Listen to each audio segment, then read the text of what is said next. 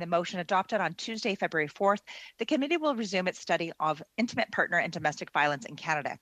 Given the ongoing pandemic situation and in light of the recommendations from public health authorities, as well as the directive of the Board of Internal Economy on Canada on October 19th, 2021, to remain healthy and safe, the following is recommended for all of those attending the meeting in person. Anyone with symptoms should participate by Zoom and not attend the meeting in person. Everyone must maintain 2 meters physical distance, whether seated or standing.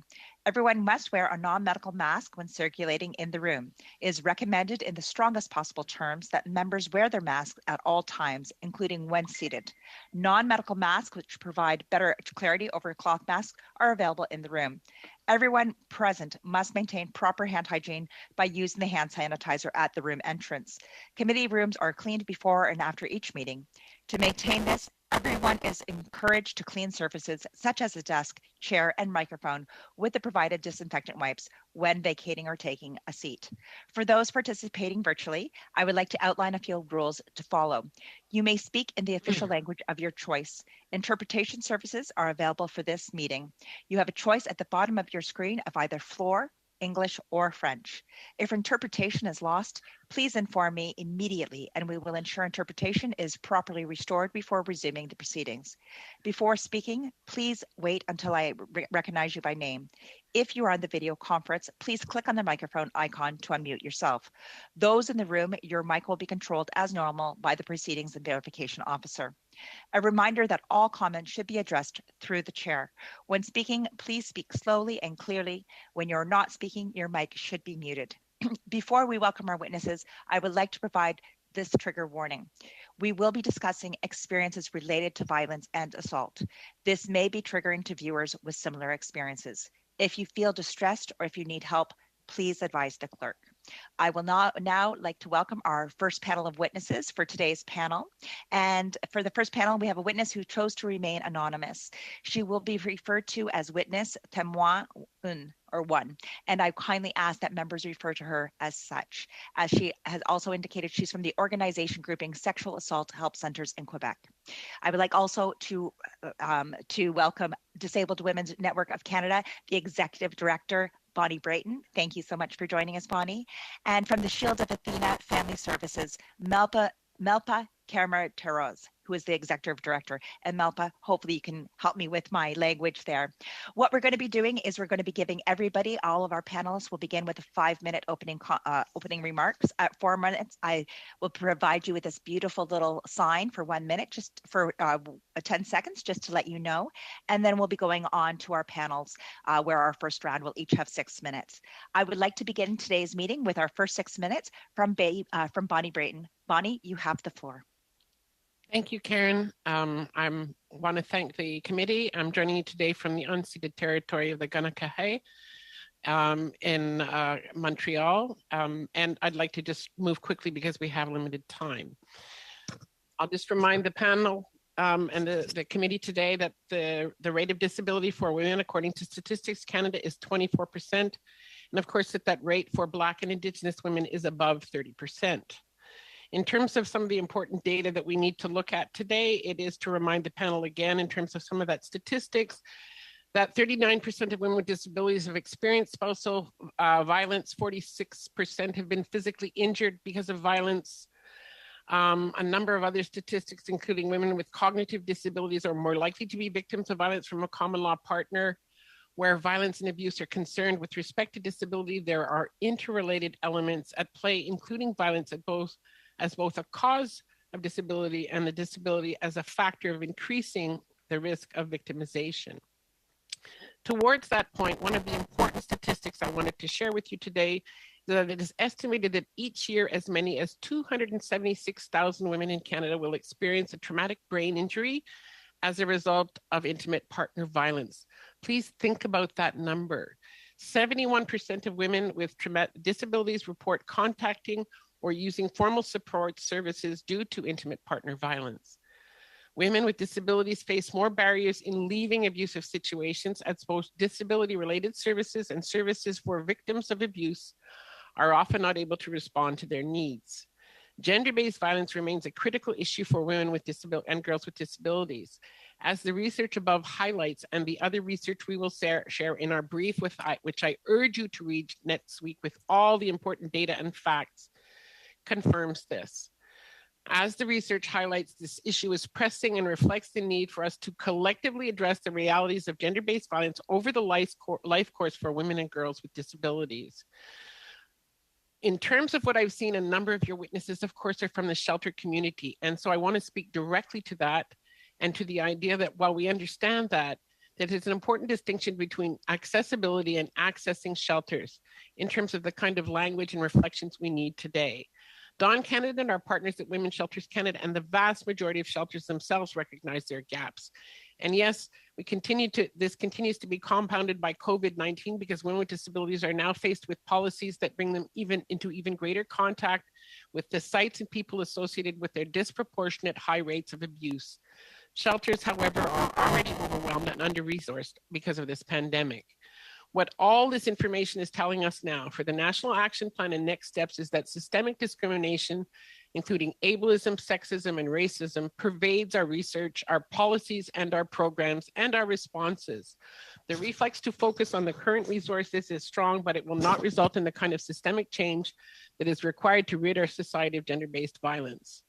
Key recommendations, and I'll go to the topics first, and then with the time I have, hope to cover them all.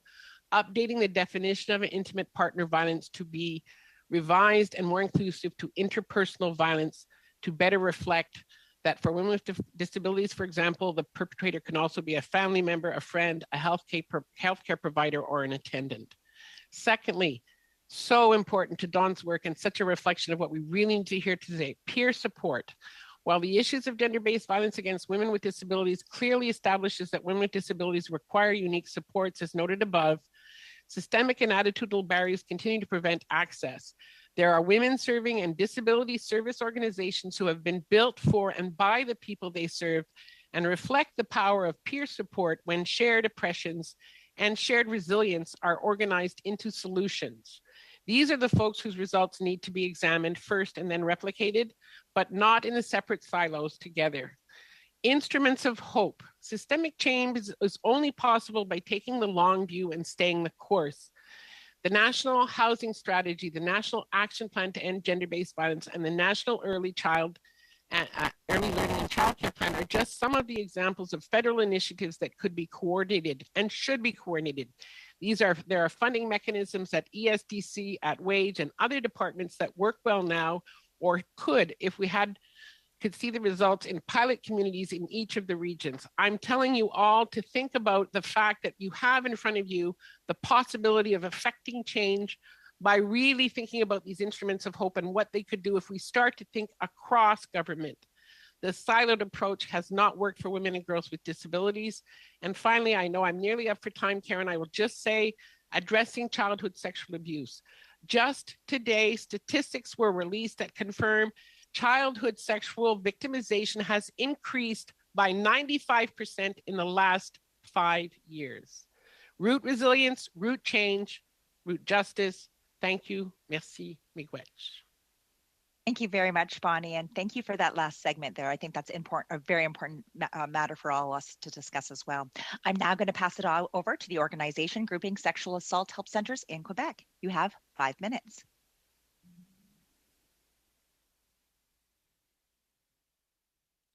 Merci, Madame la Présidente. Thank you, Madam Chair, and thank you, members of the committee. Thank you for this invitation to share our testimony and expertise. Before I begin my presentation, I would like to point out that the territory in which I am located is an unceded traditional territory of the First Nations, and I would like to express my gratitude and appreciation for this opportunity. The group that I represent today is made up of 26 sexual assault centers located throughout the province of Quebec. The first center was created in 1975, and so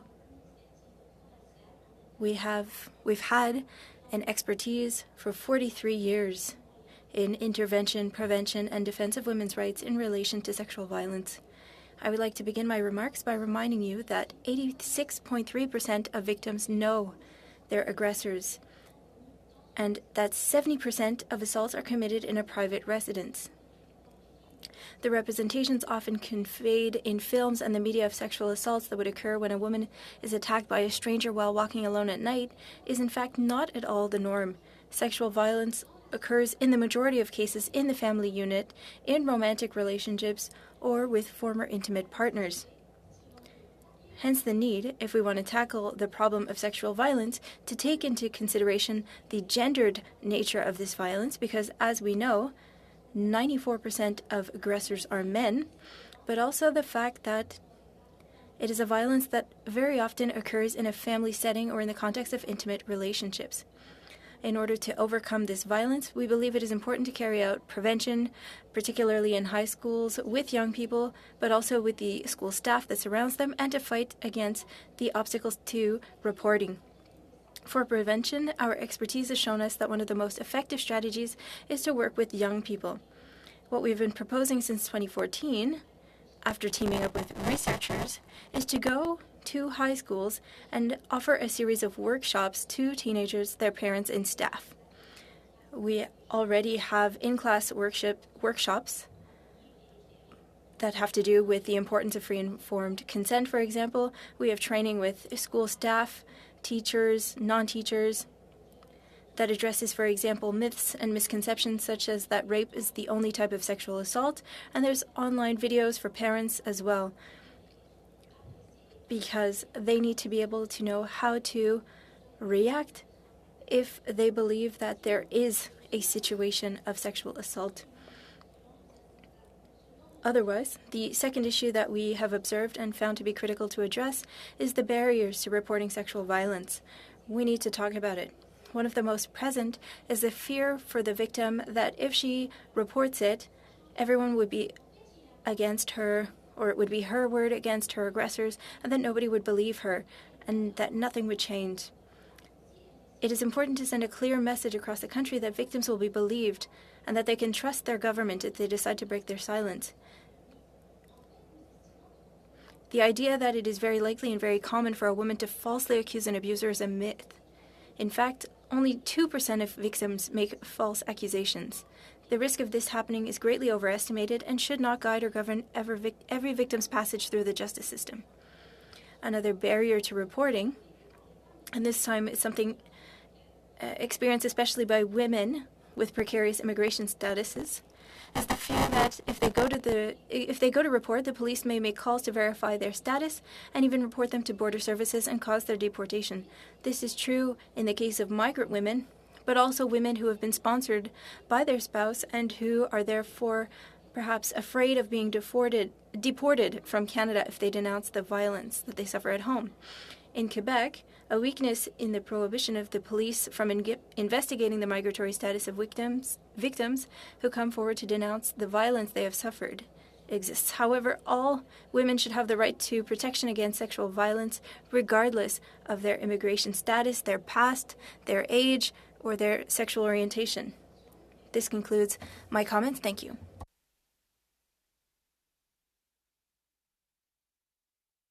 Madam Chair, you're on mute. Thank you. Sorry, I thought my space button would do that. Sorry about that. We're going to pass it over for 5 minutes to the Shield of Athena Family Services, Melba Kamateros. You've got your 5 minutes. And you're on mute right now as well.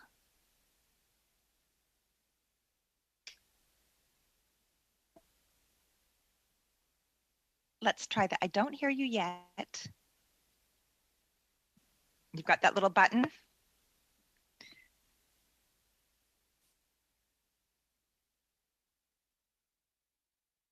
No? Okay, so are you able to hear me? If you could nod, if you can hear me, please nod. Fantastic. Is there any lights showing up on your piece here, or just the green? Fantastic. Clerk, did we check her to see are we able to see if she has the right microphone on? Yeah, it worked previously. Okay. I'm told that it should be the button on the wire that maybe needs to, if you need to turn on the microphone directly on your wire. Yeah, the little round button. Yeah, there should be something. There's nothing.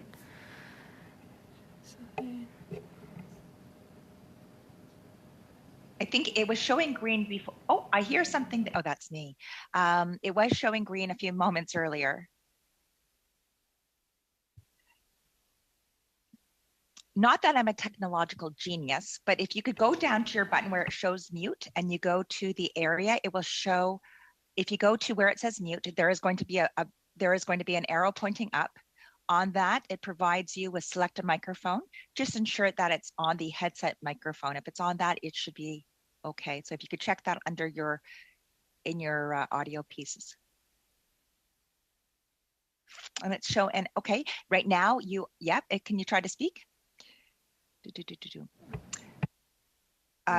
Clerk, I'm going to pass this to you. Yeah.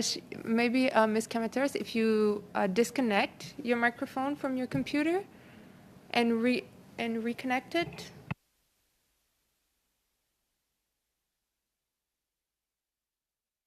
Connected? Perfect. We can hear you. Great. Thank you. Okay. So you've got your 5 minutes. Just take a couple seconds here, and you've got your 5 seconds to go. Sorry. 5 minutes. 5 minutes. Great. To go. So anyway, after all that drama, I represent an organization that has been in existence for over 30 years, and we have 3 points of service presently in Quebec: an emergency shelter, 2 external centers, and also a community outreach department where we go out actively and raise awareness on family violence. So we are also building a second stage resource that will be our 4th point of service, and we are also members of the Alliance of Second Step Shelters in Quebec. So I'm here today to speak about certain situations that we from the trenches have seen, and we think that by talking about what we've seen today, this will possibly benefit victims of violence, affect public policy, enact legislation, and hopefully change societal perceptions on such violence.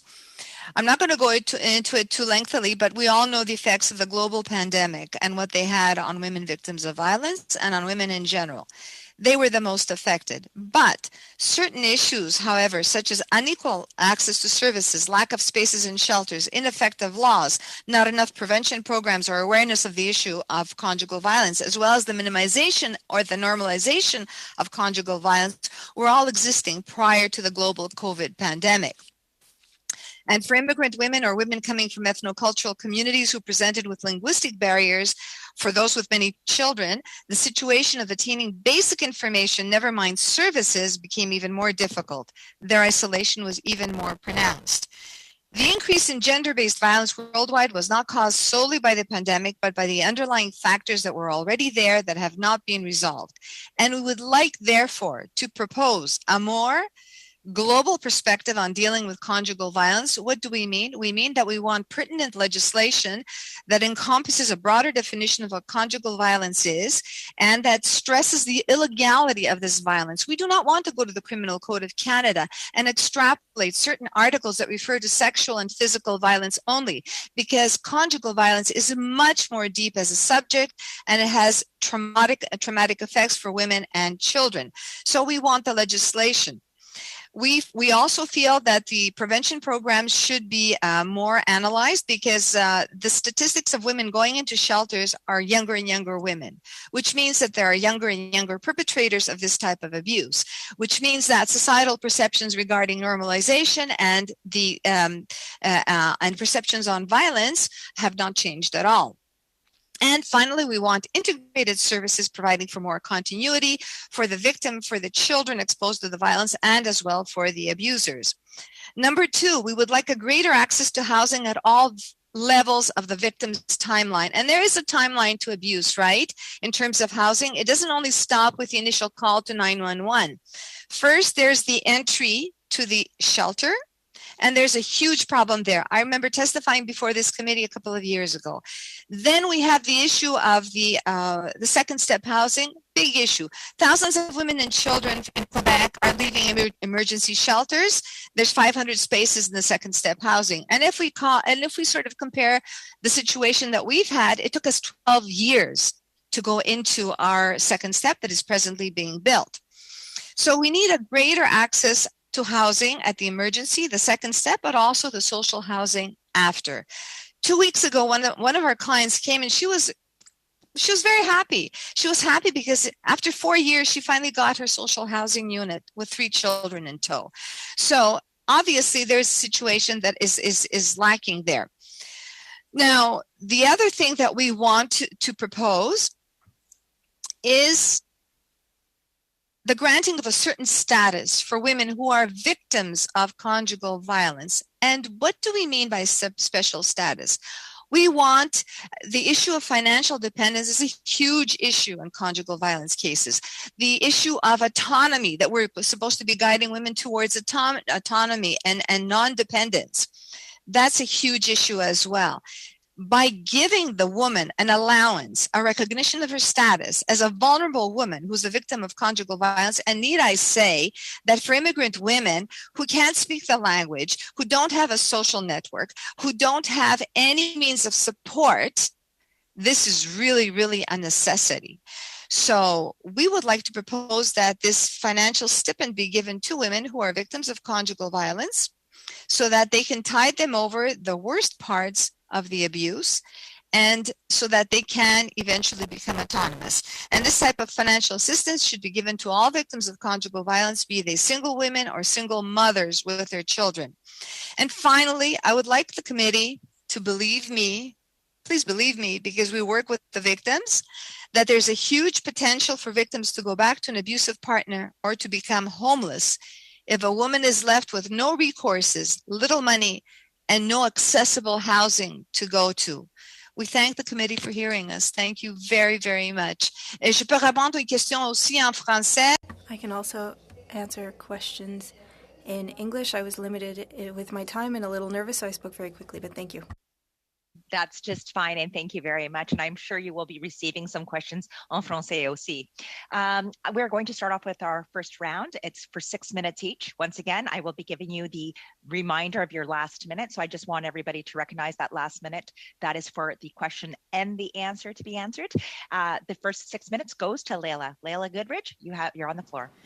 Thank you, Madam Chair, and I just want to say a big thank you to all of today's witnesses for giving such impactful testimony here today. And I just want to speak. I can't speak on behalf of all of our committee members, but we believe you. So thank you, and thanks for the work that you do in your communities and across Canada. So just to start out, Ms. Brayton, you touched on the ideas around accessibility and accessing supports, and I was just wondering if you could expand a little bit on that, because I think that it's critically important for our committee to hear that piece of it. Thank you very much for asking, and I want to explain that more because I think it's very important. As I said, I've noted that a lot of the witnesses you're going to hear from, of course, are people who are doing direct service, including the shelter community. And while it certainly is clear and true that there's a problem with accessibility of shelters, that's not the problem we need to look at right now. And that the National Action Plan is a 10-year plan that allows us to look at these from a more structural place, and that's where we need to begin. And to remind everybody, of course, that shelters, transition houses, just like the ones described by my colleagues, my good colleague from Quebec in terms of the work of Athena and other incredible organizations across the country, is that this work was built in communities by women with whatever they had, whatever old building, whatever old structure, whatever any old thing that they could get, because they were trying to meet the needs that weren't being met anywhere else. Women are the reasons we have a shelter network. Women are the reasons we have second stage housing. Women in communities are the reasons we have that. And Dawn Canada is not sitting here with the idea that that's what we need to point to. What we need to address is the fact that for women from diverse communities, including women with disabilities, Black women, Indigenous women, women from all kinds of marginalized communities, these solutions haven't worked, and it's not a reflection of the shelters, it's a reflection of needing to start, again, using the instruments of hope, thinking over the long term and beginning to rethink how we provide those services. So accessibility is, again, I spoke about peer support, a number of different things have to be done in a stepped way for these solutions to have an impact on women and girls with disabilities, because it isn't about building ramps. This is something we said 25 years ago. Thank you. And thank you for that. And you had touched on the definitions regarding gender-based violence. And because I have such a limited amount of time, I was wondering if you could possibly submit your suggestions in writing to the committee for our consideration on how you think that definition should be updated or changed, because I think that that would be very useful. Thank you. It has an impact on funding, and I think that's the key point for the committee to hear from me now, is that if you don't understand the difference between intimate partner violence and interpersonal violence in a funding space, then the people who don't fit that don't get funded. No, and I really do appreciate that. So if you could provide that in writing. Ensuite, pour le témoin numéro 1. And next for witness number 1, who is in fact our second witness. You talked about many different things, but when you talked about the challenges that you face, are you aware of the developments of Clare's Law in Alberta and Saskatchewan? Answer, no, not at all. That's fine.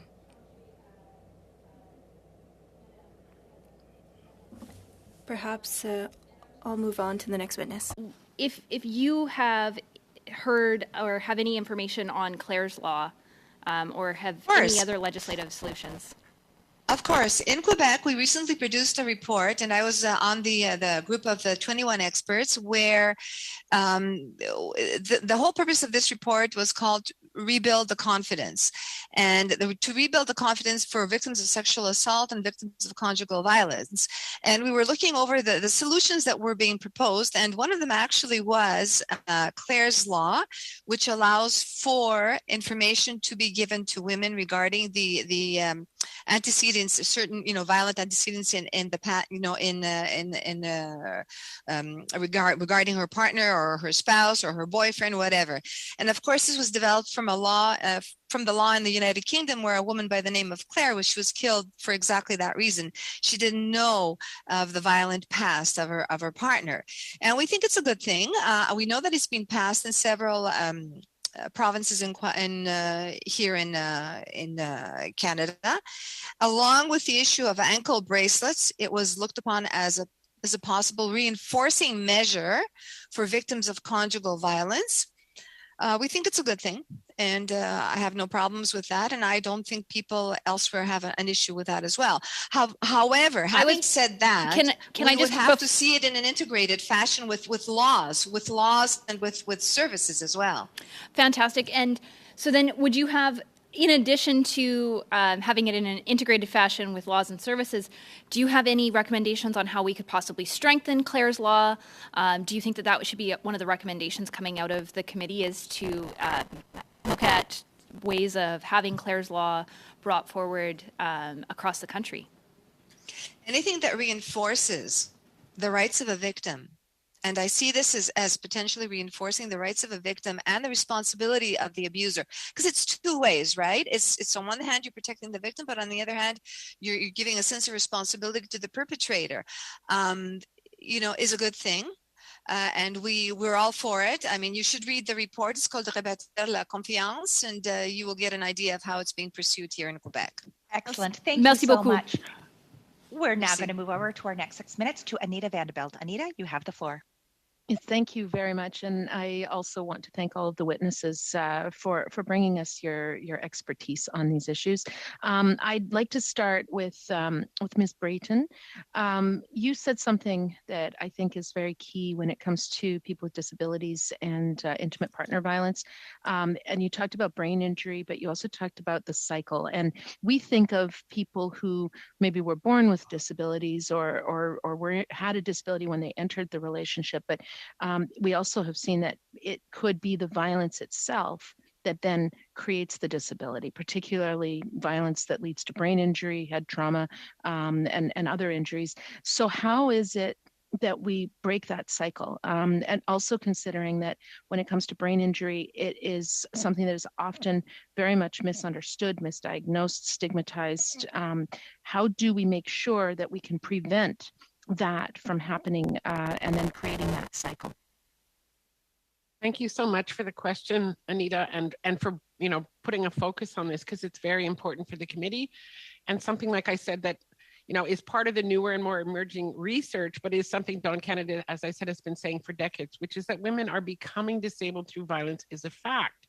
And in fact, the other point I'll make, since we're in this space, is to make the point that the rates of disability among Indigenous and Black women being higher points to the fact that there are all kinds of reasons that women become disabled through violence and how these things link up.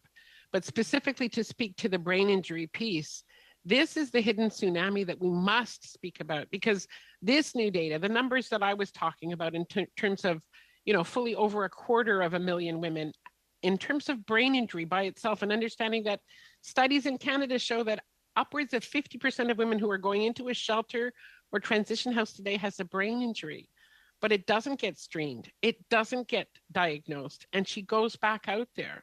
And what happens? Well, I can share statistics on the number of women who are in the homeless population who had a pre-existing brain injury before they became homeless, or the number of women who are in prisons who had a pre-existing brain injury before they landed in prisons. These connections have to be made when we start to talk about long view and policy. And improving the supports for women who sustain traumatic and acquired brain injuries because of abuse, because both are true. Sustained acquired brain injury is from long-term abuse and isn't necessarily from a blow to the head. It can be from sustained abuse.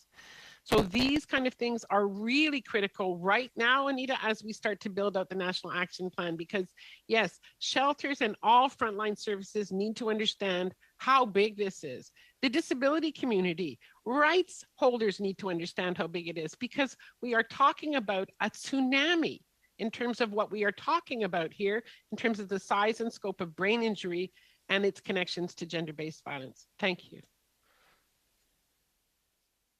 I certainly appreciate you shedding light on that, and I think it'll be an important part of our committee's work. The second question that I have, and I know that both Ms. Brayton and I don't know how to pronounce your name, sorry, Ms. Camateros mentioned it, but if Witness 1 wants to add something, please do. And that is around the accessible shelters. That is around the housing. I know that in my riding, there's a shelter called Nelson House, and I know that one of you mentioned, originally it was in an old house where it was the bedrooms under the, the roof like this, and it was completely inaccessible. We were able to get funding to create fully accessible, modular, modern shelter, but I know that that's not something that that is very common. And of course, what happens when the person, the accessibility of rental housing that is affordable, especially somebody on ODSP, or that's something that I think is a gap. I was wondering if any of you wanted to comment on that and what potential solutions we may have. You can go first if you want, dear, please feel free. And then, like I said, I'm happy to speak to it because I do want to answer the question as well. In terms of housing, I can take the example of the organization, the Shield of Athena. We began with external services and the house was developed in 2004. Obviously, the house was developed for a reason, and that's because it's the only confidential and secure area that a woman can flee to when there is an imminent danger for herself and for her children. So it took us a long time. Generally, building shelters takes a long time. At the external, we service thousands of women. At the shelter, we're limited to 100, but it's 24/7, and it's a different type of intervention that is used. We speak and we dispense services in up to 20 languages now at the organization. Now, those are coordinated largely through the external services, but there's a lot of acrobatics in providing them to the women in the shelter as well. So, what I'd like to say about the accessibility piece in terms of shelters and transition houses is that obviously from what we've heard from my colleague, we need to put a lot more resources to that, but we can't put the responsibility of finding the resources and making these plans on these organizations that already have a full range of services to provide. We have to think about this in a much more holistic way. And like I said, to be really clear, the access issue is deeper than just access to a built environment. It's really much more complex than that.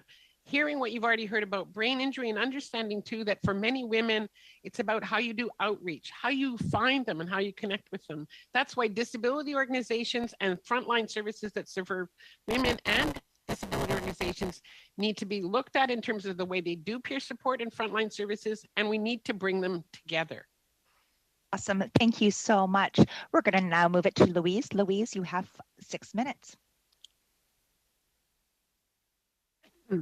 Merci, Madame la Présidente.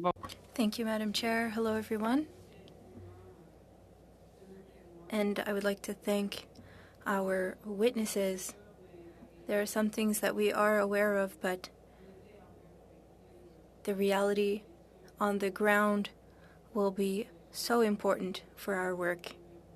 I would like to ask my question to witness number 1, or witness 1. I do understand a great part of the work going on in Quebec, and I would like to congratulate you in what you're doing. I think that you are essential to the work being done. And you talked about young people and girls, young women. You work a lot on prevention with school networks. But we heard that there is an increase of these forms of violence for young women and girls.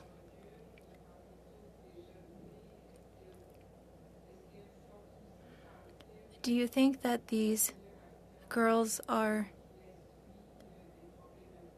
aware of these issues? Do you think that you need to keep working harder in prevention for these women or these girls? Answer. For prevention, one of our biggest obstacles is that principals are sometimes against our efforts in their schools. And another great challenge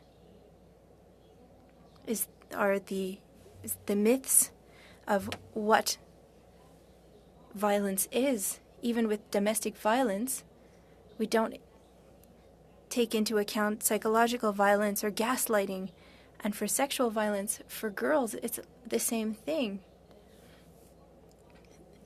They won't see pimping as sexual exploitation. They won't necessarily recognize it. Some of their friends will say that it's just a job without understanding what it is. And that's why it's so important that the school staff and the people around these girls are equipped to understand what's going on. And we need to establish with these young women some trust so that they can feel like they can speak to an adult without being judged. It's so important, and I think that's what's lacking right now. Question. So, if I understood you correctly, we need a specific approach for young women and girls that's different from the traditional approach. It's different from the awareness campaigns that we have for women. You talked about the different types of violence. We know that coercive and controlling behavior is often a precursor to violence and femicides, and there were many in Quebec. And you know that in Quebec, we want to create a special tribunal to examine such matters. And there are also the electronic bracelets that are a possibility. Do you believe that there should be an alignment between the federal and the provincial laws? And earlier we mentioned Claire's law. Do you think it would be important to increase access and to align the whole process better? Answer. Yes. The Canadian government should say that they have a strong position and they're against violence against women in all forms.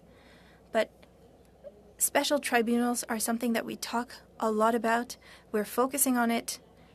But we have to remember that a lot of women who are victims of sexual violence choose not to report it. We need to have better services for women who do. But we also have to remember the women who do not decide to report cases of sexual violence. And so in Quebec and in Canada, it's important to have services that women have access to regardless of what they decide to do. Question. See, yes, there are special tribunals for women to feel protected, but there should be more community work. If I can add, there's also biases that police officers and judges and lawyers have when they have to deal with complaints. And that's why there needs to be training at all levels, because these prejudices and biases are everywhere.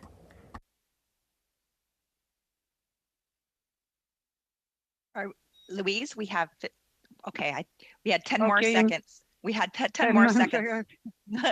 Oui. J'ai une question pour Madame Breton. I have a question, but I'll come back at my next turn. Oui, okay, and welcome to our committee. Thank you, Louise. And welcome to our committee today, Nikki. Nikki, we're going to pass the floor over to you for 6 minutes. Thank you so much, and it's a pleasure to be part of this committee, a committee that I was on for many years, and such a thrill to see such incredible leaders, and obviously great to see you, Bonnie. It's been a while, so even on Zoom, it's really, really great. I just want to thank all of our witnesses for presenting today. Obviously, and I know you've reflected on the kind of, all of you have reflected on the barriers that women face, including economic insecurity. And I am here replacing my colleague, Leah Gazan, who has been a champion for guaranteed livable income and has put forward legislation in the House now twice. And, and I'm wondering if you could speak to how important it would be to move forward with a basic income, guaranteed livable income in support of women, including many women who've been severely set back in during this crisis, and also are rendered more vulnerable when they don't have income or some sort of economic security. So I'd love to hear from all of the witnesses. Perhaps I'll go to you first, Bonnie, and then perhaps with Madame la témoin, and then to you, Ms. Camateros. Thank you. Thank you, Nikki. And of course, it's so important to tie economic policies to social policies. And that's the only way we're really going to be able to address these issues. And certainly bringing up the issue of a national disability benefit or a national guaranteed income is something that's been on the table and has really become urgent under the pandemic. It was quite clear, and of course many people on this parliament committee will be familiar with the fact that there is in fact no national disability benefit now, and that in fact women and girls with disabilities were and continue to be the poorest. I'll just repeat again, the poorest, the lowest incomes in this country belong to women and girls with disabilities. Single mothers with disabilities, older women with disabilities, these are the poorest people in our country. And again, these are also the same people who are experiencing the highest rates of gender-based violence, including all forms of violence. The majority of human rights complaints in this country have been disability related for more than a decade. There's absolutely nothing left except to start to do the work at this point. And I think really, like I said, I'm so glad you brought forward, Nikki, the issue of financial resources. We've heard already from the other witnesses about how important it is for women who are fleeing violence to have basic income security. And in the case of women with disabilities, often part of the reason they can't flee is because they don't have the means to flee, or they're dependent on the other person, or the other person is controlling their finances. So this is a really important thing to build into the National Action Plan and into anything that we're going to do going forward. I want to leave time, of course, for the other witnesses. Thank you.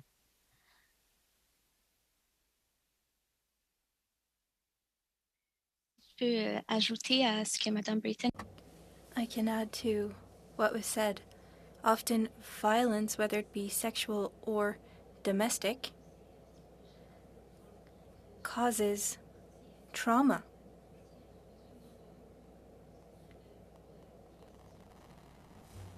Sometimes they need a break to process what happened. And if they can't work, the government needs to take into account the impacts that that violence can take on their lives, because sometimes they can't work and they need that time. And for legislation for victims who are victims of criminal acts, there are still some shortcomings, and there are shortcomings throughout the country. And we would need to improve compensation for these women because of the psychological impacts that they can have and go beyond just the traditional forms of violence.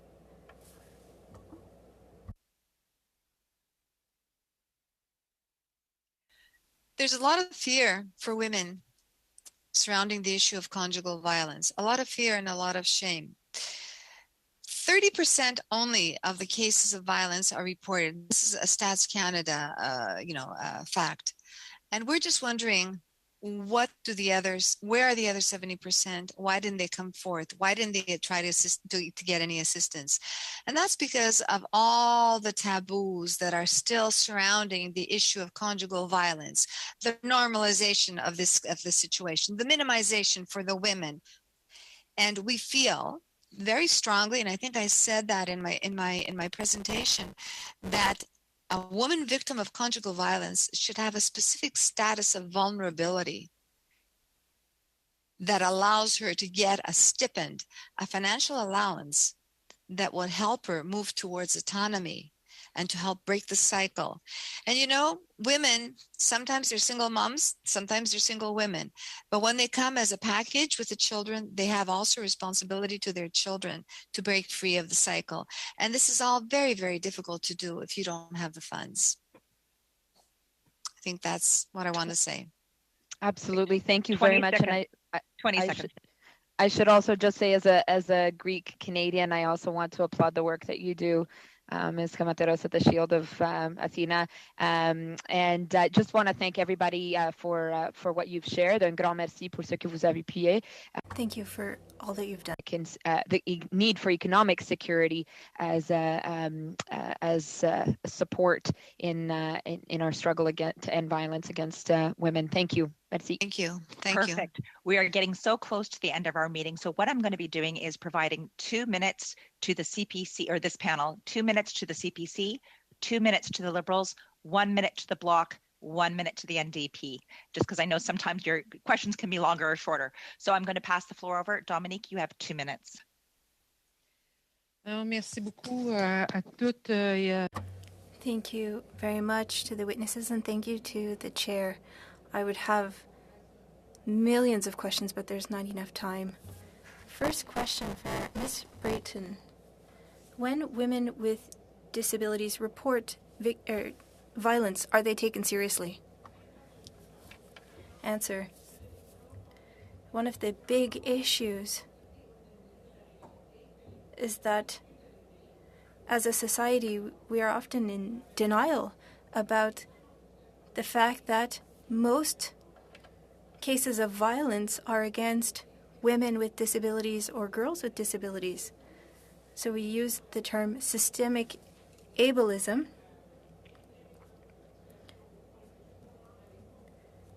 And often because of that, these women are often not listened to. And people assume that there's another explanation. So the short answer is yes. Thank you, Ms. Brayton. Now for witness 1.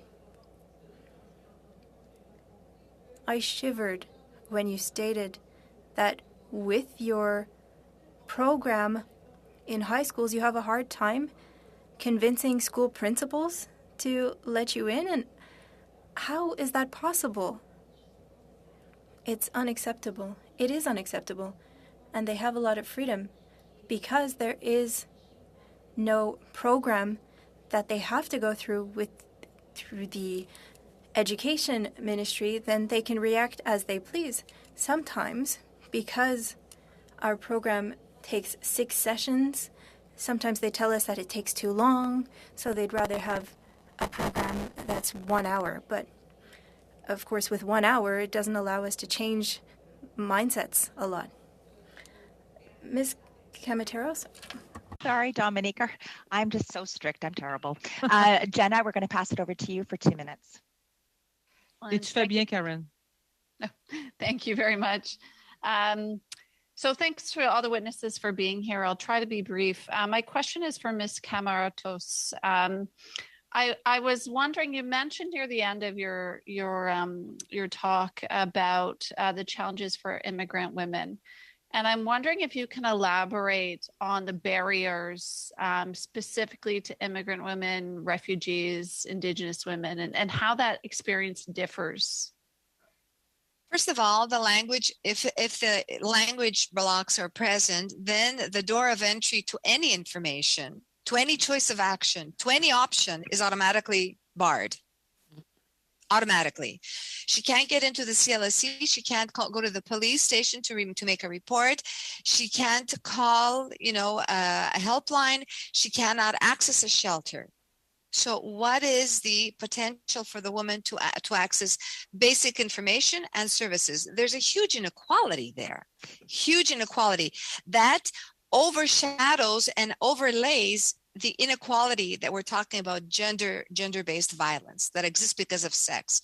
So in terms of women who have no status, immigrant women who have no status, then they have a hard time trying to get welfare. They have a hard time trying to subsist.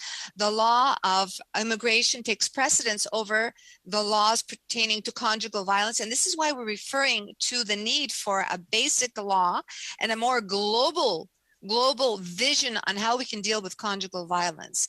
So in a nutshell, that's what it is. And there's very often not too much support at the community or at the family level. And this is why we as an organization, we actually deal with the victims, but we deal with the communities as well, because it's very important for the victims to take a stance and for them to go back to their communities and for their communities to support them. So this in a nutshell is the issue with immigrant women. There's a situation of gross inequality, and they feel in Canada that they're strangers in a strange land. Okay. Thank you so much. We're now going to move over to Louise. Louise, you have 1 minute. Bien compris.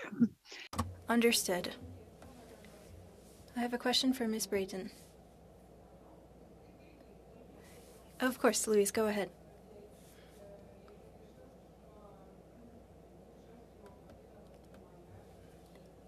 There are a lot of things that really touched me with your presentation.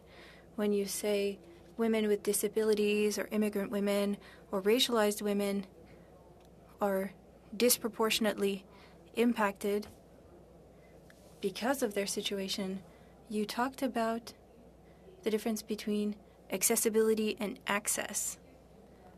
What did you mean by a true access to these women?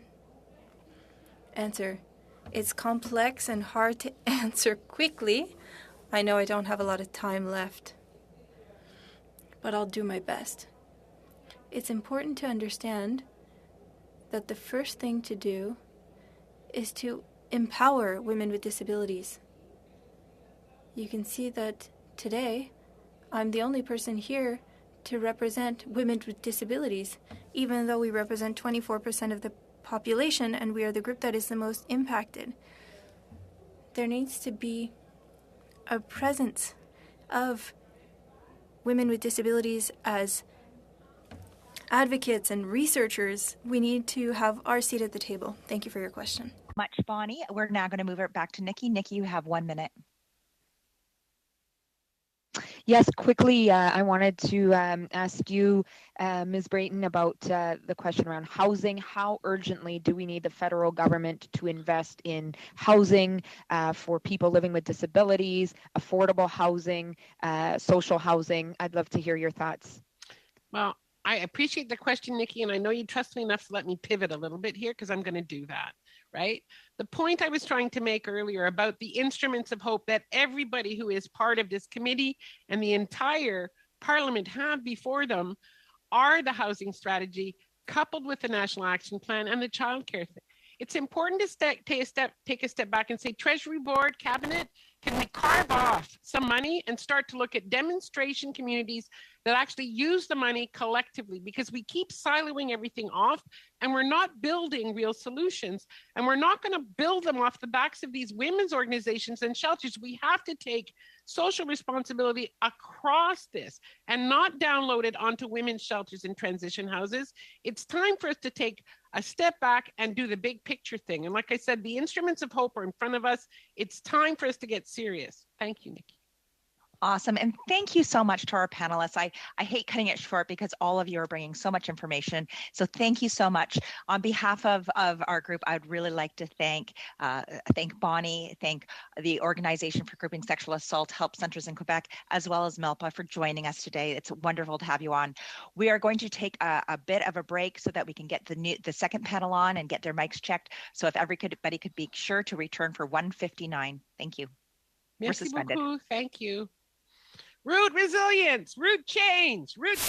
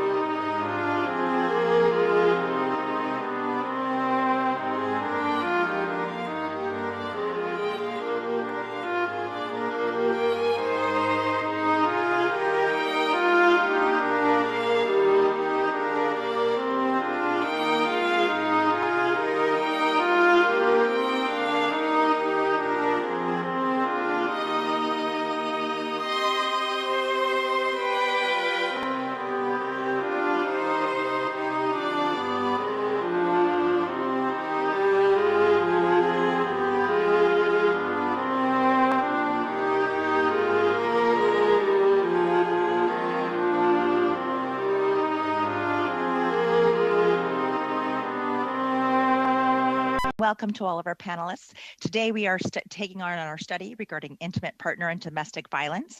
And joining us for our second panel, we have as an individual, Sherilyn Bell, psychologist. From the Canadian Research Institute for the Advancement of Women, we have Jane Stinson, a research associate. And from the Canadian Women's Foundation, we have Karen Campbell, Director, Community Initiatives and Policy. To start today's meeting, we'll be providing you each with 5 minutes to provide your opening remarks, and then we'll be going on to our rounds of questions from our MPs. So I'll pass the floor over to Sherilyn. Sherilyn, you have 5 minutes. Sorry, 5. Good afternoon, Madam Chair and Committee. My name is Sherilyn Bell, and I'm serving as a witness today in my capacity as a retired high school guidance counselor with 30 years of experience, both in the private and public sectors, and currently as a psychologist in private practice in Montreal. My remarks today are based on my professional experience working with teens between the ages of 12 to 17. Today, I will speak about the more subtle but no less damaging areas of teen relationship violence, which involve control, manipulation, coercion, and intimidation, which can take place both in in-person relationships as well as in online relationships. In my experience, while most teens, including young teens of 12 to 14 years of age, are easily able to identify what constitutes a physically or sexually abusive intimate relationship, there are still challenges to be overcome for many teens, and especially young teens, to easily identify the components of unhealthy intimate relationships, which involve manipulation, control, and intimidation, especially when they themselves find themselves in such a relationship. It's not uncommon for some young teens to misinterpret manipulation and control as care and love, which can then result in the non-recognition of a dysfunctional relationship. In terms of online violence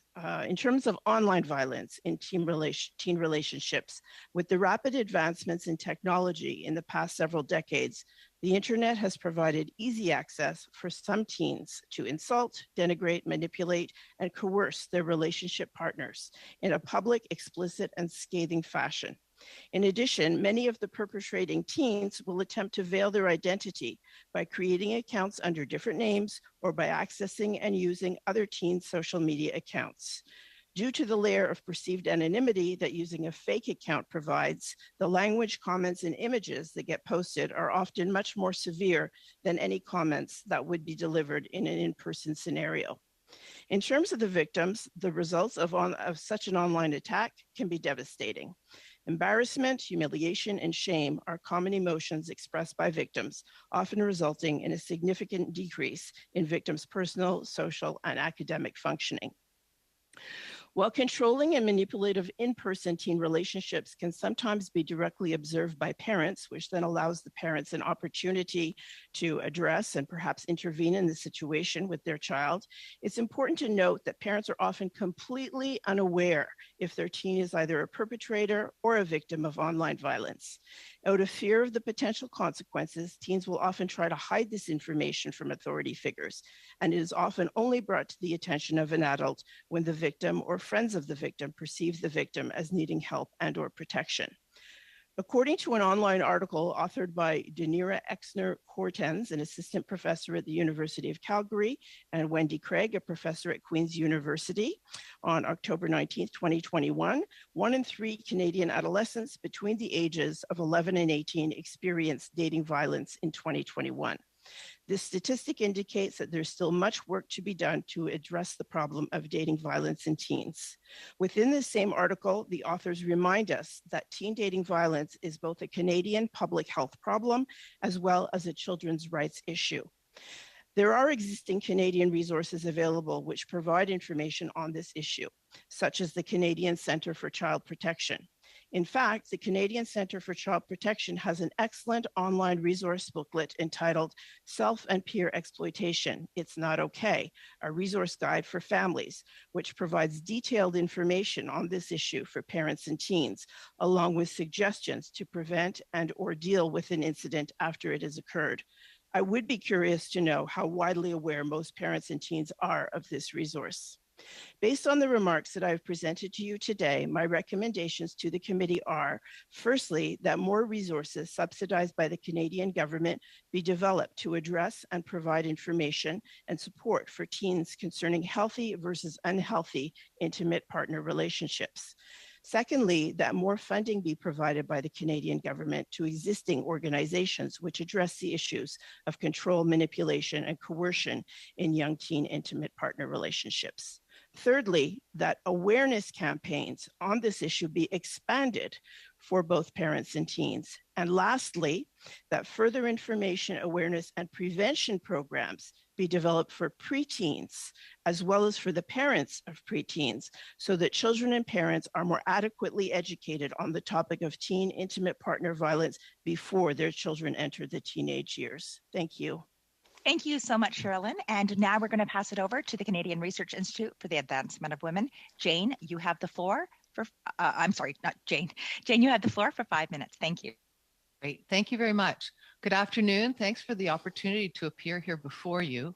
I am a research associate with the Canadian Research Institute for the Advancement of Women, and I'd like to begin by paying respect to the Algonquin people, who are the traditional guardians of the unceded and beautiful territory on which I live. Last year, I worked with women from over 40 organizations to develop the National Action Plan on Violence Against Women and Gender-Based Violence. I think you heard about it earlier this week from Lise Martin, the Executive Director of Women's Shelters Canada. So today, my comments draw on the research we did for that National Action Plan, and as well, they're informed by a feminist intersectional lens that focuses on those who are most marginalized and in greatest need. And I want to focus on the importance of a national public transportation system to prevent, respond to, and mitigate intimate partner and domestic violence in Canada. Transportation systems help to prevent domestic violence by providing women access to jobs and the incomes that they provide. They give women and gender diverse people a means to escape intimate partner and domestic violence. And finally, they help mitigate the experience of domestic violence by providing access to support services which may be in another community. So the National Action Plan, recommendation 20E, calls for the federal, provincial, territorial, and municipal levels of government to create a system of transportation across Canada that prevents and mitigates gender-based violence.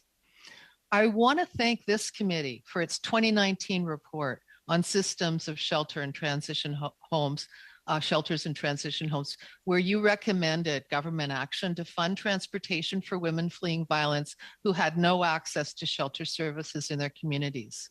It was important, and we need you to recommend further action on transportation now. The situation's gotten much worse since that 2019 recommendation. COVID has contributed to higher rates of domestic violence, as you've already heard. And also access to transportation systems has worsened, especially for those in rural, remote, and northern communities. For example, victims of domestic violence were hurt by Saskatchewan's decision to cut its Crown Corporation bus service, the STC, that had provided vital transportation between communities in the province. And a study there found 37% of survivors of sexual violence in Saskatchewan identified lack of transportation as a barrier to access those services and supports after STC was cut. It was a good model. It's something that should be replicated elsewhere. And then on top of that, Greyhound ended its private bus service in some parts of the country earlier, but in other parts in 2021. And that made a bad situation far worse throughout the country, especially for Indigenous people in remote communities. As you know, Canada's north, with its vast distances between communities, women are often forced to hitchhike or use taxis, ride sharing, Uber, private vehicles to get out of town or to get between towns. And all of those options present risks of gender-based violence. The report of the murdered and missing Indigenous women and girls called attention to how this absence of safe and affordable transportation systems contributes to violence and murder of Indigenous women. And they also recommended that all governments ensure adequate plans, funding put in place for safe and affordable transit and transportation systems. Women need transportation systems within their community, between communities, and between provinces, and it doesn't exist now. The federal government needs to provide leadership both to invest in transportation infrastructure and as well to create the incentives for other levels of government to do so. So I really hope that this committee will call for more government action and outline 3 recommendations for you to consider. One is the long-term 10-year goal of the National Action Plan, which is to build a pan-Canadian safe, accessible, and affordable transportation system. The second recommendation is a shorter-term one to get there. It's to establish a federal task force to tackle gender-based violence in transportation and transit and provide direction for a system that's needed. And the third recommendation is to encourage the funding of women's groups that are addressing gender-based violence related to transportation, to provide that grassroots sort of push, identification of the problem, identification of solutions, and to amplify the work of this committee and WAGE in addressing the problem. Thank you. Thank you so much, Ms. Stinson. We're now going to move it over to the Canadian Women's Foundation and Karen Campbell, Director of Community Initiatives and Policy. Karen, you have 5 minutes. Thank you. Good afternoon. I'm Karen Campbell from Canadian Women's Foundation, joining today from London, Ontario, on the traditional territories of the Attawandaron, Anishinaabe, and Haudenosaunee peoples. The Canadian Women's Foundation is Canada's only national public foundation for women and girls and one of the 10 largest women's foundations in the world. In partnership with the Department of Women and Gender Equality, we have provided the women's sector with $45 million in pandemic emergency funds as of September 2021, and we're in the process of distributing the next allotment. Thank you for the invitation to speak to this urgent question. In 2018, StatsCan reported that every 6 days a woman is killed by her intimate partner. And we know from the excellent work of the Canadian Femicide Observatory that femicide is on the rise, with 160 femicides in 2020, or an average of one woman or girl killed every 2.3 days. They also note that 92 women and girls were killed in the first 6 months of 2021, 14 more killings than in the same period in 2020, or close to a 20% increase. This trend is unsurprising to those working with survivors. Whenever communities are under stress, whether from climate-induced disasters, economic downturns, or public health crises, GBV rates increase. In our context, this increase has been recognized globally and named a shadow pandemic. Inattention in emergency planning to the predictable increase of GBV has had disastrous consequences, particularly for women and gender diverse people who are further marginalized by race, indigeneity, sexuality, disability, immigration status, or geographic location. The pandemic shines a light on the systemic root causes of all forms of GBV, including intimate partner violence. IPV is more than a private or household issue. It is a product of gender inequality, colonization, systemic racism and ableism, and the ongoing oppression of marginalized communities in Canada. Indigenous women experience the highest rates of IPV and are killed at nearly 7 times the rate of non-Indigenous women. Women with a disability are 3 times more likely to experience violent victimization than those who do not live with a disability. Stats on these and other populations can be found in our full brief.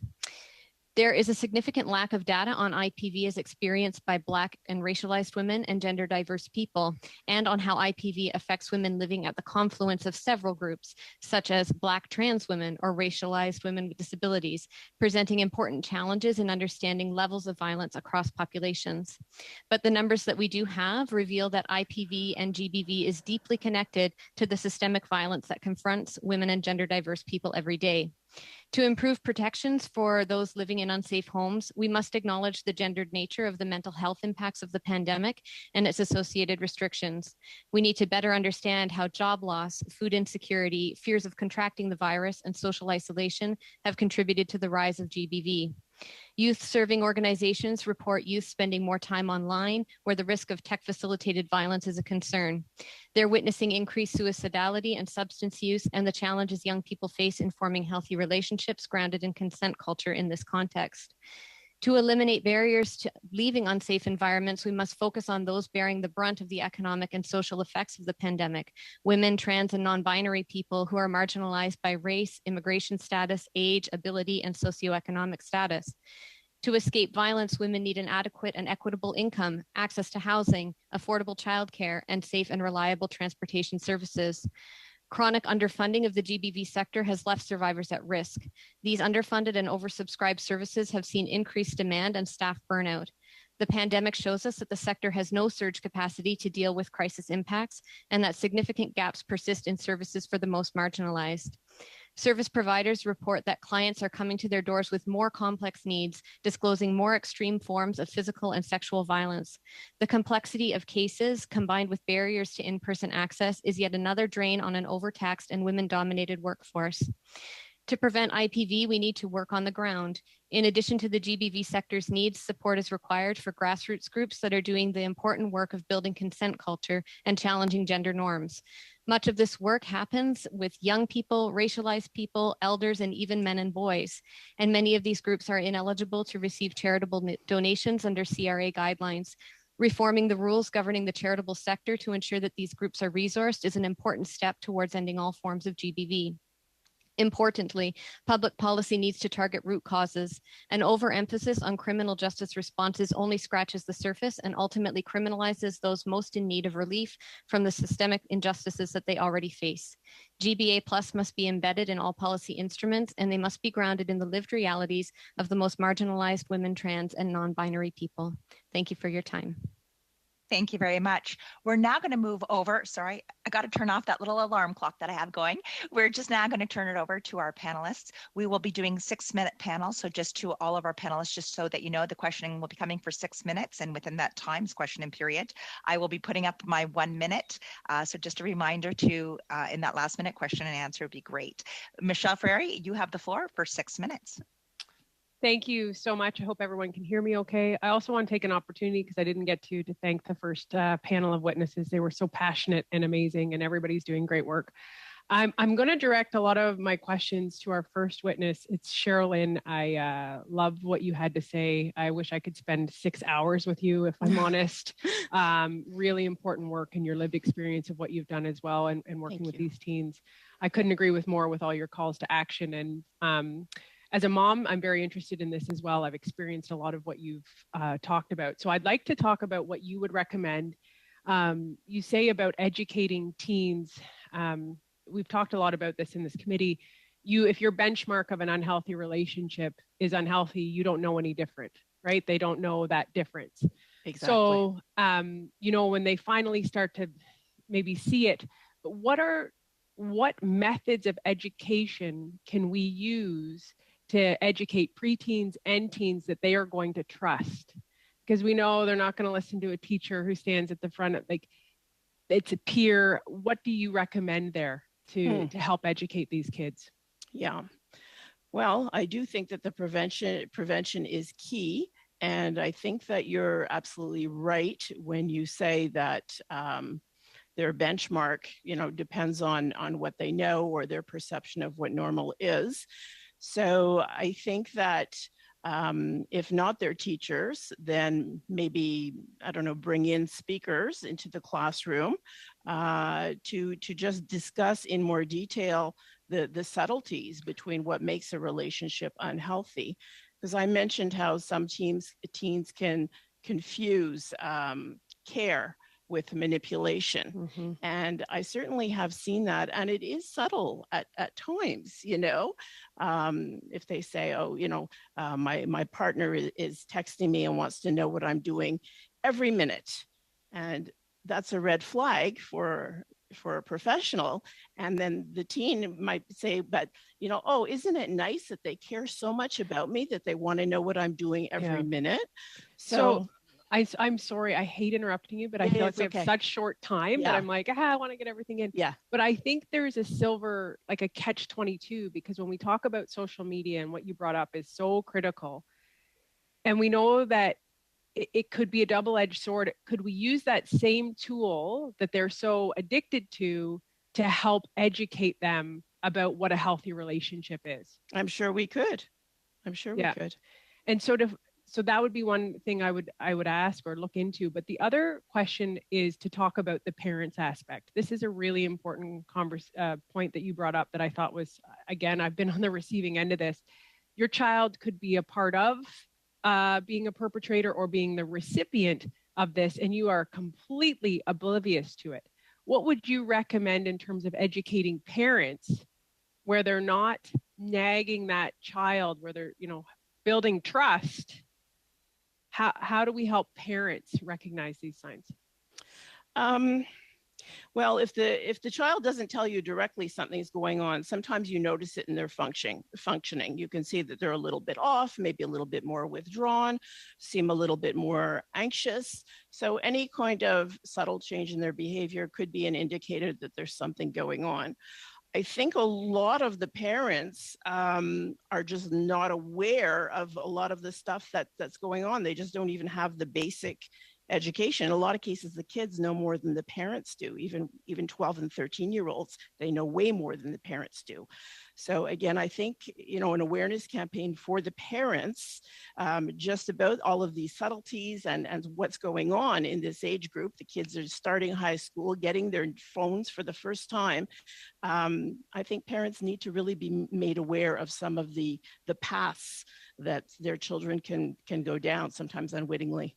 You have had access to tools that work, simple things that happen in a family that contribute to positive communication and having both doors open for parent to talk to child and for child to talk to parent. What are your biggest recommendations of those tools? Oh, wow. Well, I think that, the trust is key, and it's built from a very young age. I think parents really have to be willing to take all of their own emotions and feelings and thoughts and kind of put it on the side a little bit when dealing with their children, and really try to stay calm and open and understand, or try to understand what their child is saying from their perspective, and really just sort of support and would you say things like family dinners are important? Things Absolutely. Where people are putting down their phones, actively listening to each other? Absolutely. Yeah. That's great. The old-fashioned stuff. Yeah. Thank you so much. Bedtime stories. Yeah. Thank you so much. You're welcome. Okay, so we're going to pass it on. We're now going to move over. Emanuela, you have 6 minutes. Thank you, Madam Chair, and I'd like to thank all of the witnesses for your great testimony today and for being here to answer our questions. My questions are going to be a little bit all over the place because I've been thinking about really the root causes of this type of violence, and I really want to get to the bottom of why and the different types of dynamics that play a role here.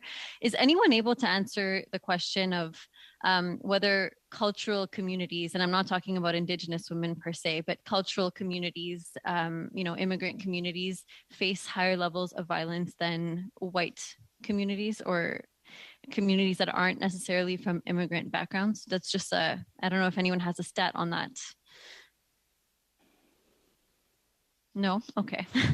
And the reason I was going there is because some of our panelists earlier and Ms. Bell now mentioned that more and more younger women are getting into relationships where they face violence. And 1 in 3 young girls between the ages, I'm not really sure what you, hang on, I wrote 12 down. and 14. Yeah, are in a relationship where they may experience dating violence. And Melpa Karamateris in our previous testimony said that younger people are the ones seeking help right now in shelters.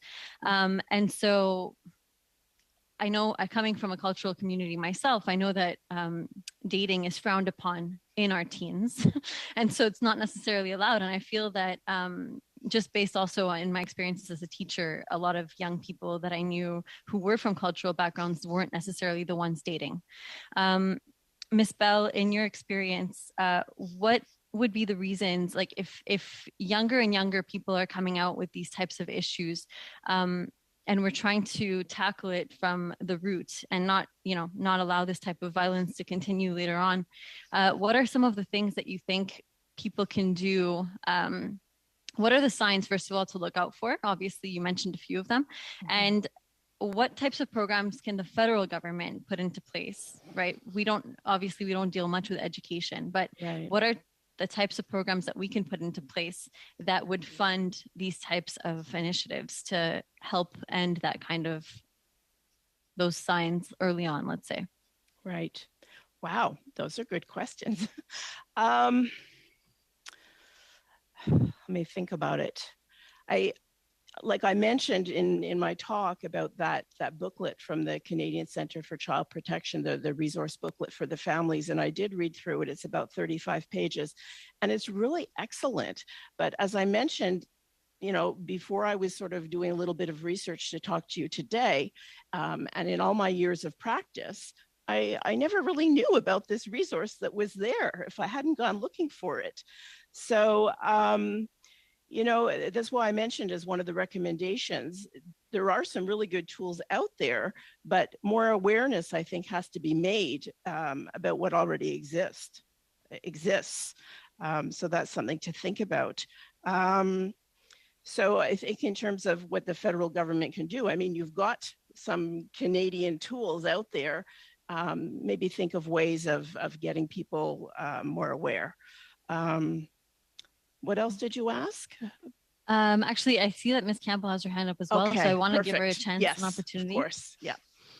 Thanks. I'm sorry. I was trying to find my way to my mute button to answer your question on populations and statistics. I can look for some statistics for you, but we do know that immigrant women may be more vulnerable to intimate partner violence for a lot of the reasons that Ms. Camatero spoke to in the previous panel around economic dependence on their partner or relatives, language barriers, a lack of knowledge about community resources, for instance, and immigration and refugee system rules that also are related to spousal partnerships that can make people afraid to come forward. And when it comes to that second generation as well, like you've identified that there are challenges that young people have in talking to their parents about these things. So to the point that Ms. Bell is raising about what resources are there, and to your question about what the federal government might be doing, the Public Health Agency of Canada has been has partnered with us in the past at Canadian Women's Foundation on teen healthy relationships programs, and work to build the field of teen healthy relationships as a violence prevention mechanism. So we have an ongoing project where we're trying to bring those best practices together that are looking at marginalized communities as well, to make sure that everybody is represented in those. So there is a good pool of resources out there, and that funding should, it would be nice to see that kind of a thing continue. Awesome. I was going to ask about intersectionality, but you kind of just answered that question as well. And that's what we're going to be looking at in the next budget as well. I guess I had less than a minute left. And so I just want to take the time to thank you all for the important work that you do. And Ms. Bell, I actually had the chance to witness the work that you did for a decade of my life. And thank you for the important work that you do. You personally impacted the life of a family member of mine. So, thank you very much. You're very welcome. Thank you. Thanks very much. And thanks for adding that, Emmanuel. It's great to have, knowing that those persons in the community are out there helping our families and everybody else. So thank you so much. I'm going to now move it over to Louise Chabot. Louise, you have 6 minutes. Merci. Merci. Thank you to the witnesses for your presentations. I find them troubling, and it's even more troubling that we're in 2022. For years, we've been fighting this phenomenon, and it's time to act because there are still issues to be solved. And I would like to get back to coercive control. In Quebec, there is a campaign ongoing. It's mostly white people that created it, but it highlights the impacts of controlling behavior, of dominance, where a man, through psychological violence or verbal violence, physical violence, it highlights the fact that these are all issues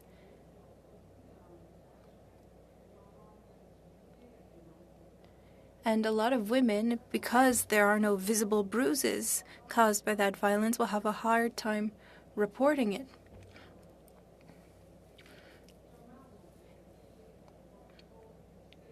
How could we work harder on prevention before it gets to physical violence or sexual violence? Perhaps we could work with young people as well. If they're seeing at home perhaps that kind of behavior with their parents, they may reproduce that, or perhaps they don't see how bad the thing is. So my question is for all three of you. How could we act in the different provinces and at the federal government level for this?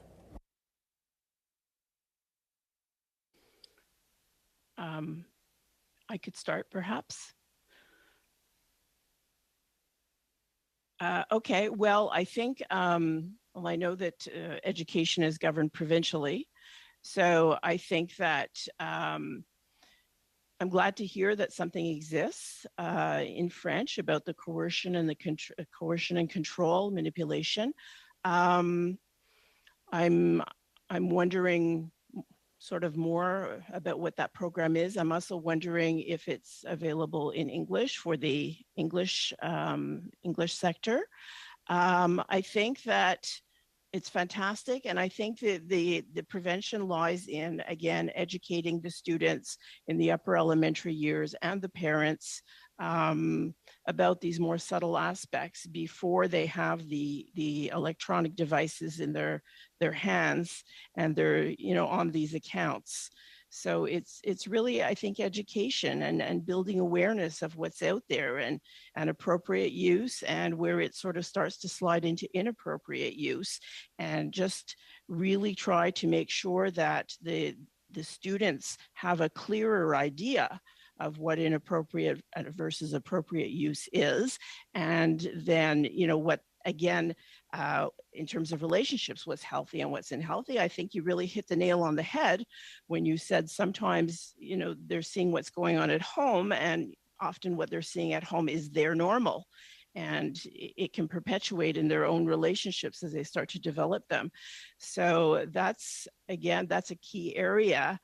Starting to get the kids thinking about, what's appropriate, even if it might be something different from what they're living.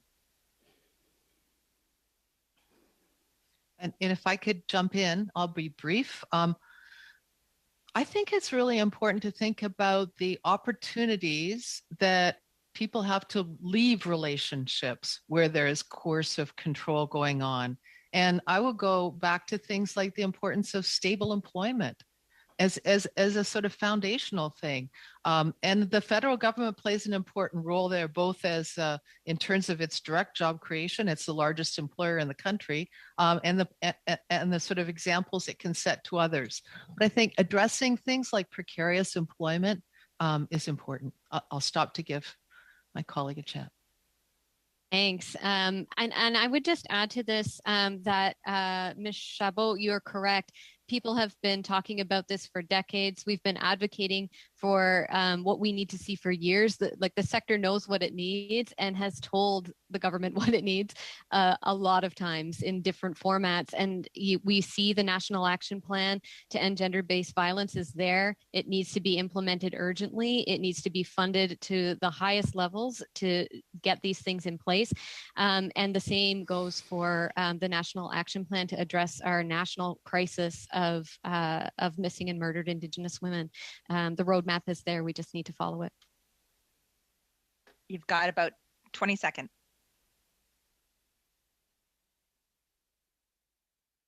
Bien, merci. Thank you. I agree that we need to give people the means to get out of these situations of coercive control. I'm now going to pass it over to Nikki. Nikki, you have 6 minutes. And a moment ago, they also mentioned about putting up your mic just a little bit higher because it was popping. There you go, 6 minutes, Nick. Hopefully this will be better. Thank you very much.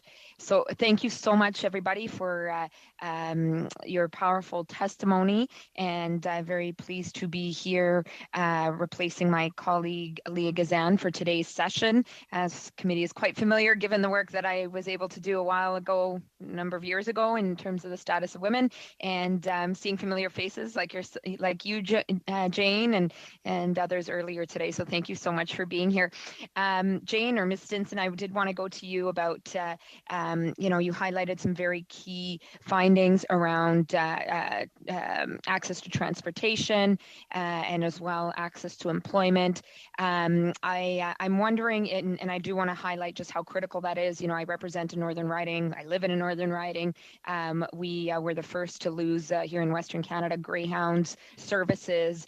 And really, while there have been some initiatives, nothing has fully replaced what we lost, and that's a big problem. We know it is probably best documented through the Highway of Tears and the vulnerability that Northern and Indigenous women face when they don't have access to safe transportation. And I really appreciate you raising that because it's not a reality that's understood by anyone the same way living in an urban center.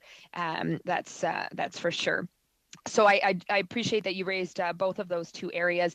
I do want to highlight also another key theme that I know many of you have raised is the need to access housing. I mean, we have a housing crisis in our country.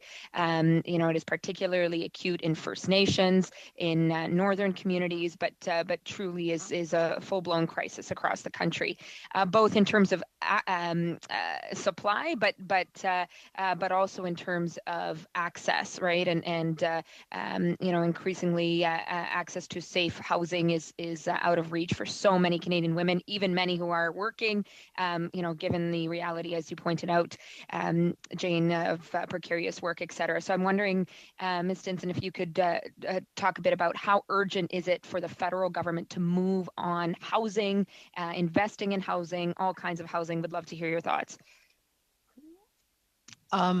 Yes, well, extremely important, right? I mean, housing takes up such a big proportion of a person's income. I think it's supposed to be about a third, and I think for many people, it's half, if not more.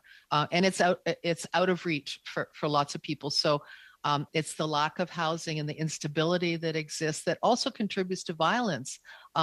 If you're say couch surfing, if you're relying on staying at friends' homes, if you're in a precarious housing situation, you're more vulnerable to violence, right? Or if you're in a rooming house and things of that nature. So yes, inadequate housing is extremely related to gender-based and intimate partner violence.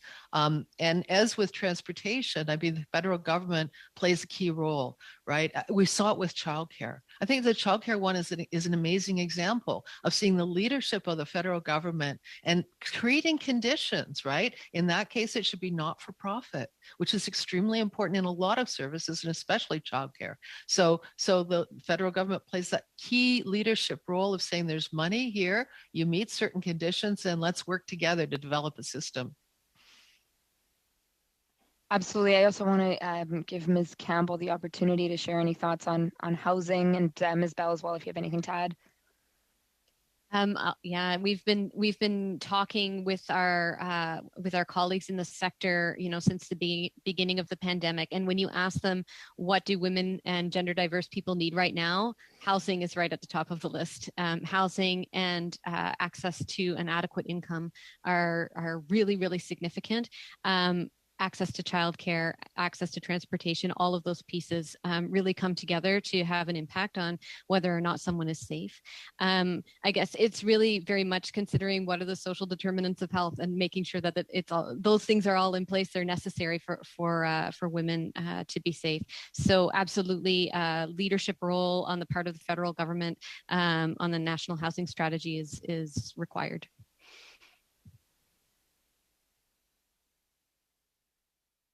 I would agree with what the two speakers have said. I don't work directly with the adult population, but I certainly would support what they're saying on this issue. Thank you very much. Chair, how much time do I have left? 1 minute. Great. Perfect. Okay. So quickly, income security was shared as well. My colleague Leah Gazan has been a champion of a guaranteed livable income. And I'm wondering, Ms. Stinson, Ms. Campbell, if you have any thoughts to share of how that could be a support for women who are facing violence and wanting to flee violence. The women who are working on the National Action Plan actually had a session on guaranteed annual income and a big question about it. It was a bit of a debate. desire to have a minimum income, absolutely. But the concern is, will services get stripped away?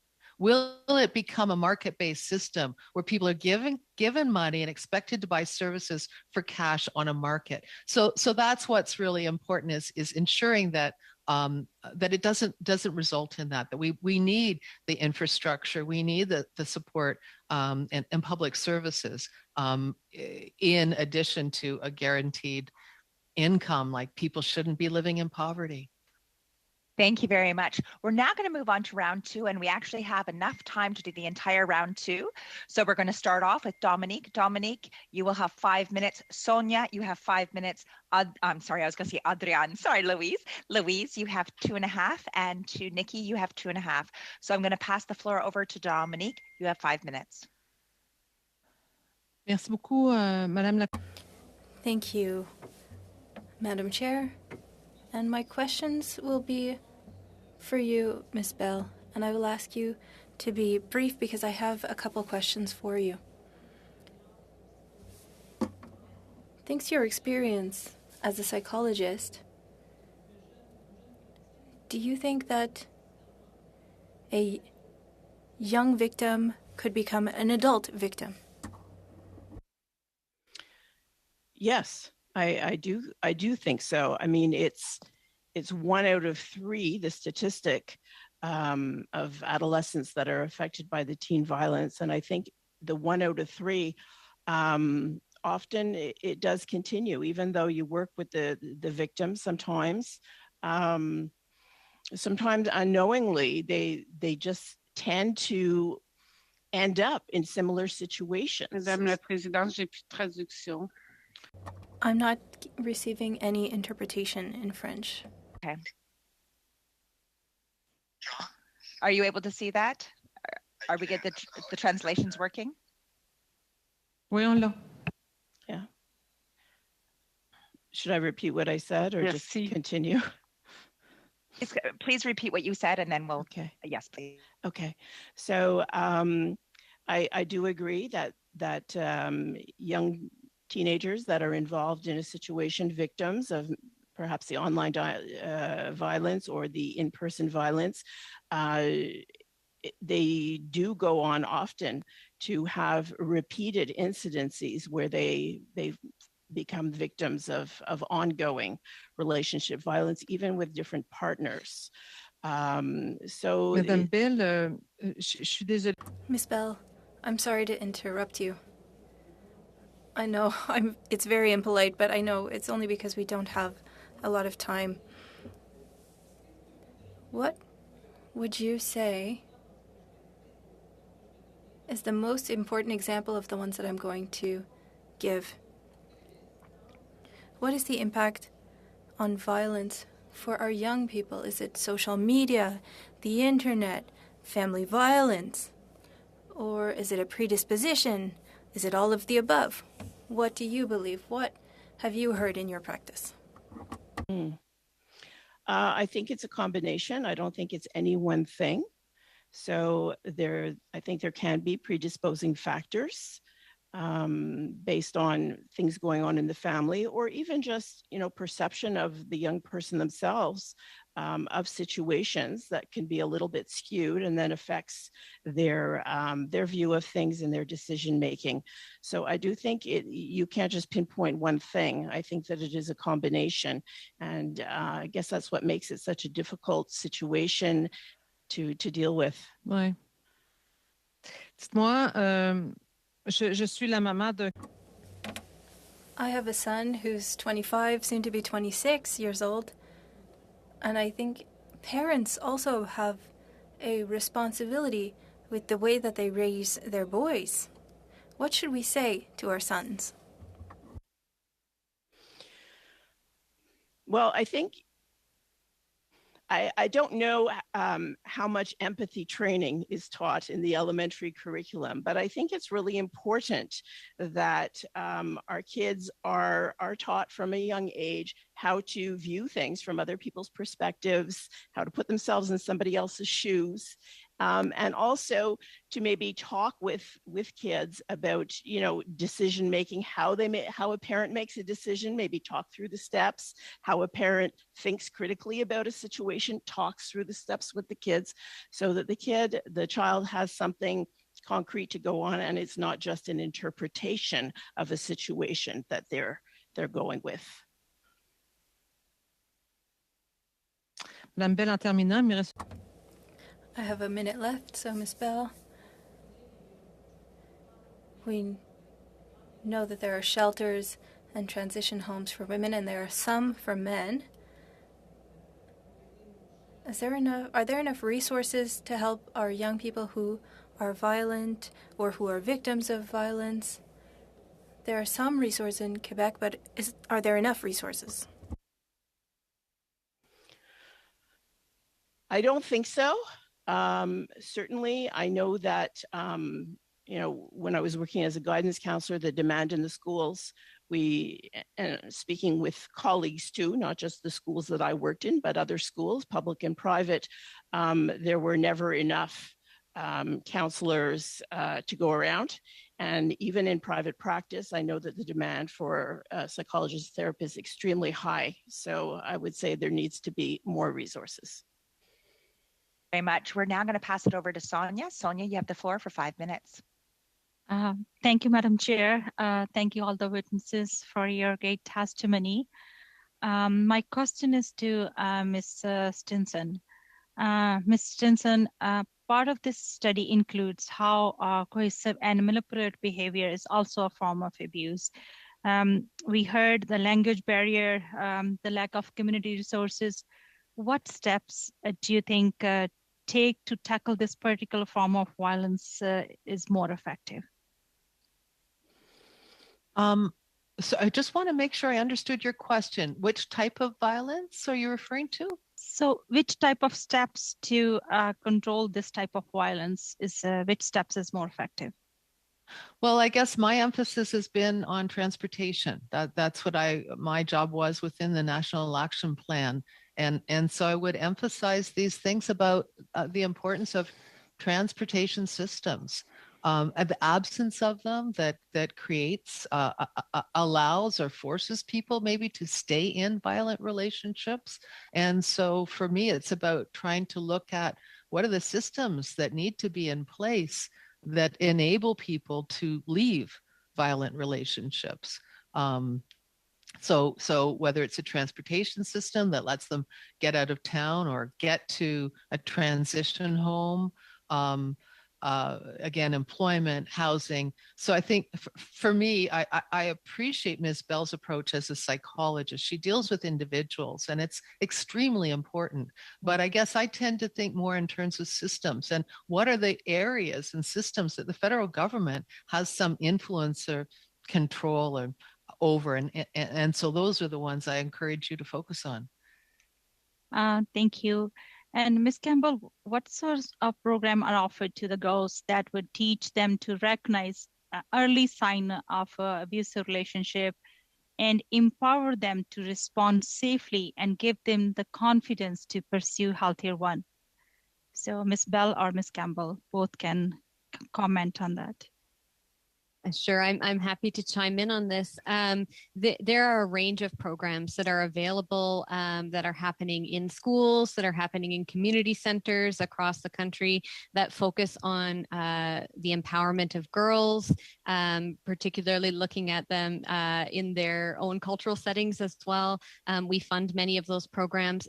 We also fund teen healthy relationships programs across the country that really look at supporting young people in identifying and understanding not just what is a healthy relationship in terms of a sexual relationship or a dating relationship, but also what's a healthy peer relationship, what's a healthy relationship with your parent or your teacher.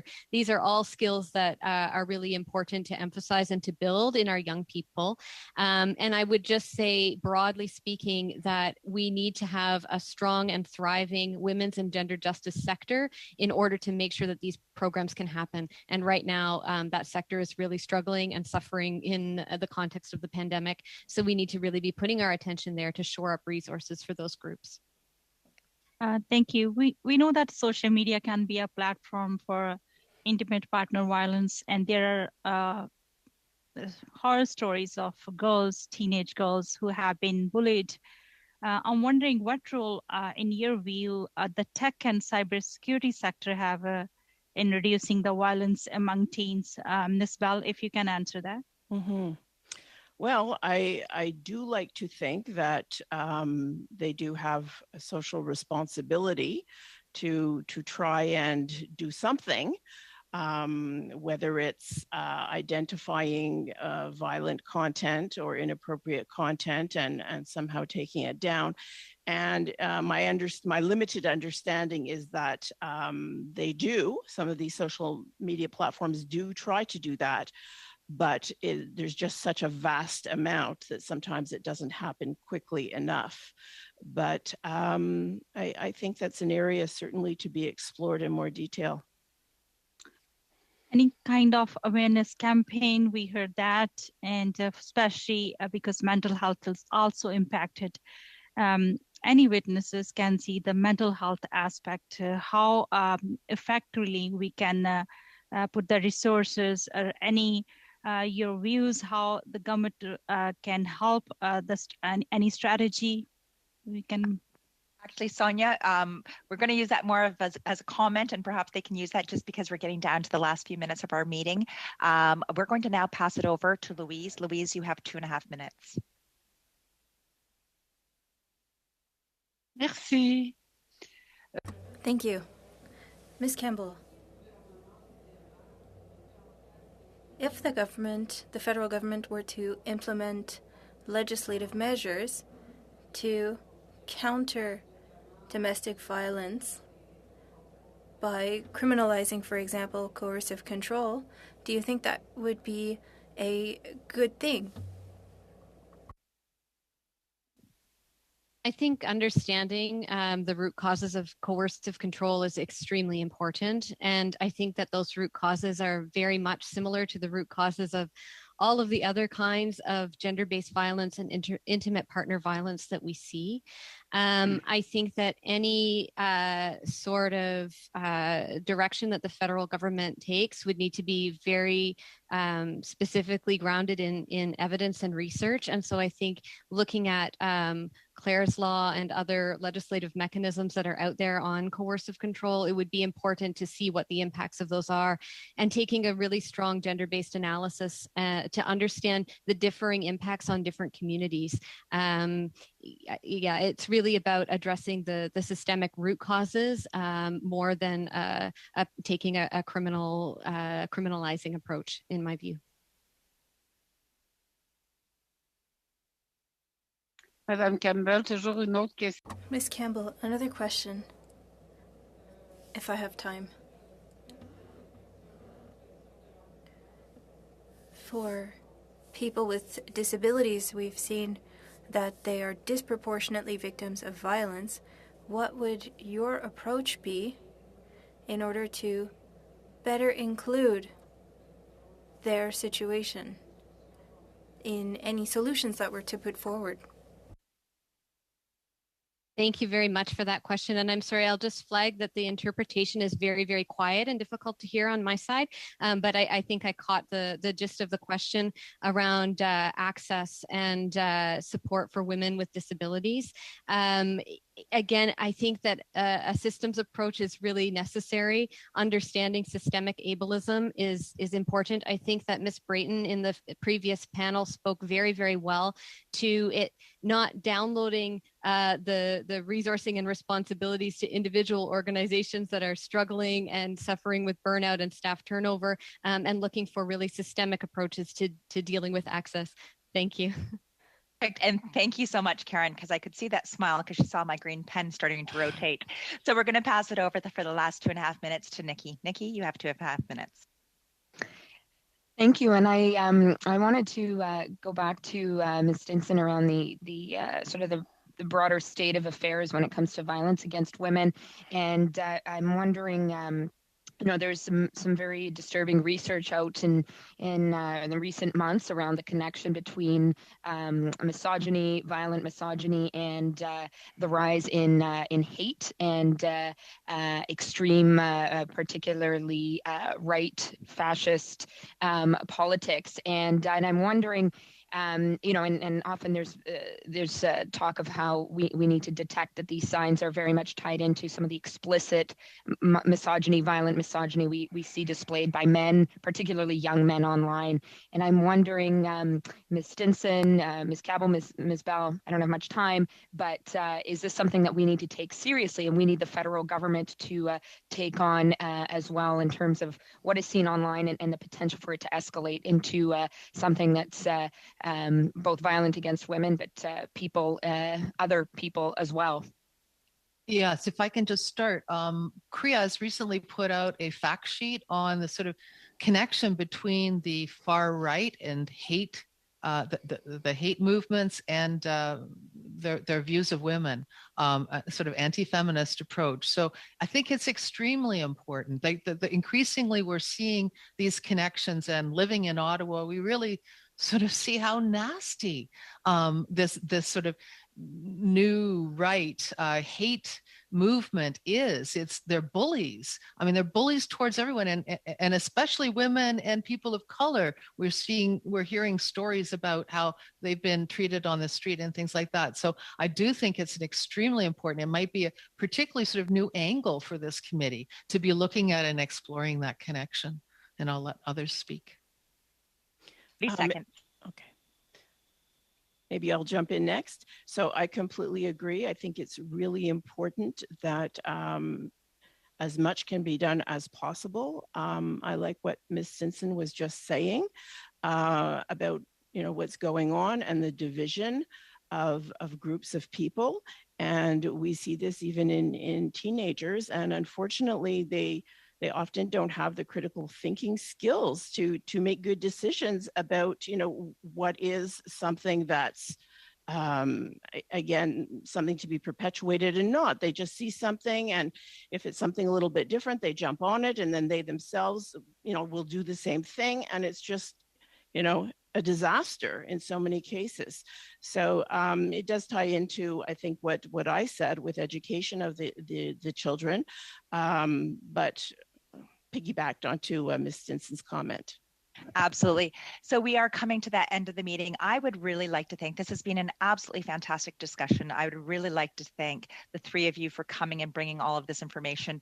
If there is additional information that you have that you would like to bring to the committee, just a reminder, you can submit a document and a brief on this, and I'm sure you all have something to add. Just a reminder to all of our committee members, number 6 will be taking place on Tuesday, February the 15th, once again from 3:30 till 5:30 over in Wellington Building. And we will be having the associate professor, Lena Wells, who is an associate professor at the University of Calgary, Katrina Scott, who is a professor and research and education of violence against women and children, Statistics Canada, as well as the Batters Women's Support Services. And I'm sure over the next few days, we will be receiving more information from Alexia as well. I would like to thank everybody for coming today, and I'd like to really thank once again the panelists for a great discussion. We will see everybody once again on Tuesday. I would like to, I'm supposed to be asking for consent to adjourn. Do I have consent to adjourn from everybody? Dang it, fantastic. Have a wonderful weekend, everybody, and stay safe. Thank you. Thank you so much. Thank you. Bye. Thank you, witnesses. You guys were amazing. Amazing. Thank you. Thanks for the opportunity. Thank you.